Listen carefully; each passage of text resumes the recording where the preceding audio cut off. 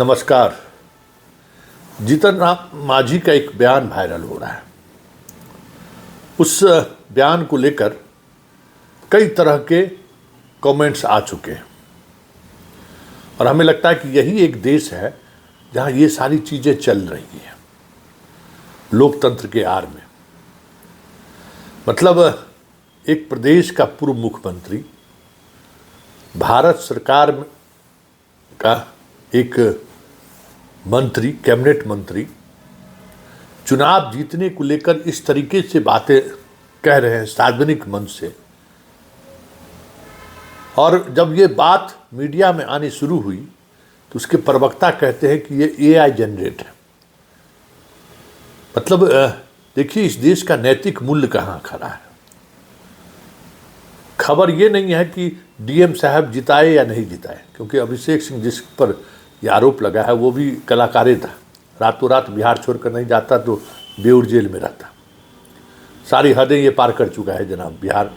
बिहार में जब ये रहे थे तो ये कुछ भी कर सकते हैं, लेकिन अगर ये किए हैं और मुख्यमंत्री, पूर्व मुख्यमंत्री ये बात कह रहा है तो इसी देश में ये संभव है। क्या हाई कोर्ट और सुप्रीम कोर्ट कॉन्ग्लिजेंस नहीं ले सकते? इतनी बड़ी बात संविधान का शपथ लेने वाला व्यक्ति बोल रहा है, क्या उस पर कार्रवाई नहीं कर सकता है? तो जब इंस्टीट्यूशन चेहरा देखकर काम करने लगता है तो एक दिन इंस्टीट्यूशन की भी भंग पिट जाती है।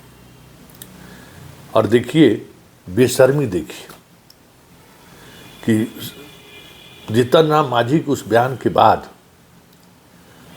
उनके पार्टी और घटक दल के लोग क्या कह रहे हैं, किस तरीके से कह रहे हैं।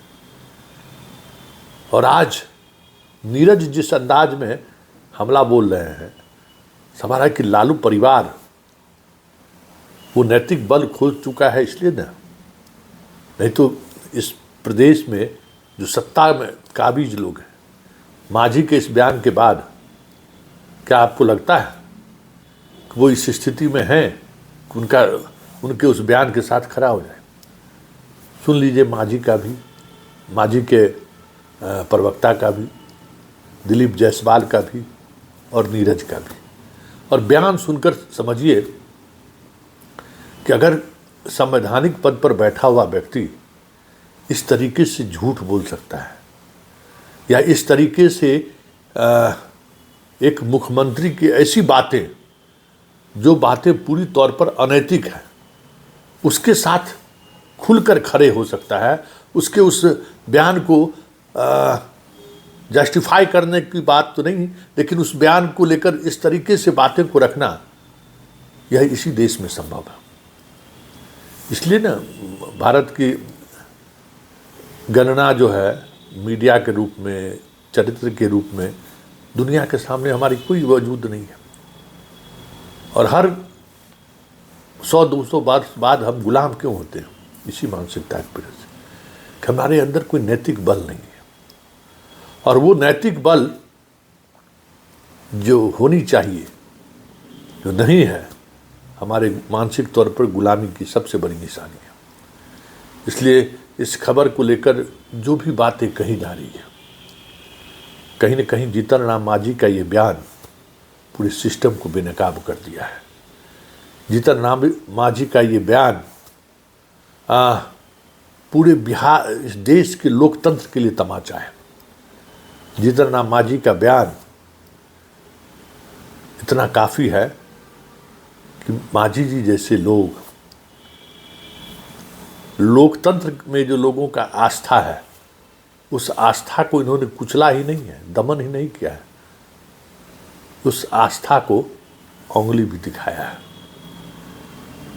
सुनिए और शांति से सुनिए, इसी देश में ये चीजें हो सकती। एक सीट गलती से हार गलन।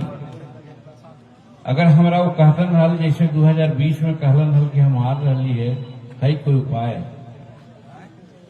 उस समय 2700 वोट से हारत हलन। हम प्रयास के लिए जीत गलन। इस साल वो मात्र 1600 वोट से हार रहा। दुर्भाग्य हमर है, उनका का दिमाग हो गई, हमरा से बात नहीं कैलन और सीधे मैदान छोड़ के भाग गए। जौन साथी जो 2020 में जो कलेक्टर अभिषेक सिंह जी अभी त्रिपुरा में है, वो टेलीफोन करे चलन कि सर हम तोरा 2700 वोट से पीछे है, लता जिता दिलिए हल, अभी तो 16 वोट से पीछे है, जितावे में कौन दिक्कत है। हमू माथा ठोकली कि हमारा पास अगर जानकारी हुआ था तब ना, वो तो चल गया घर।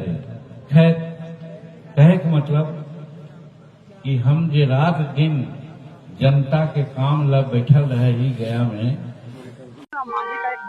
जीतन राम मांझी जी ने स्पष्ट कहा है कि चुनाव के समय जो ऑब्जर्वर आते हैं और आरओ की जिम्मेवारी है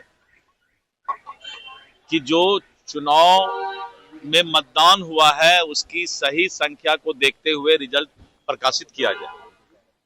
लेकिन कभी कभी इस तरह होता है, अभी जैसे सीतामढ़ी परिहार में 18,000 वोट से गायत्री देवी चुनाव जीत रही, अंतिम राउंड में जीत रही थी, फिर भी ऑब्जर्वर ने 6 घंटा तक रोक करके रखा था।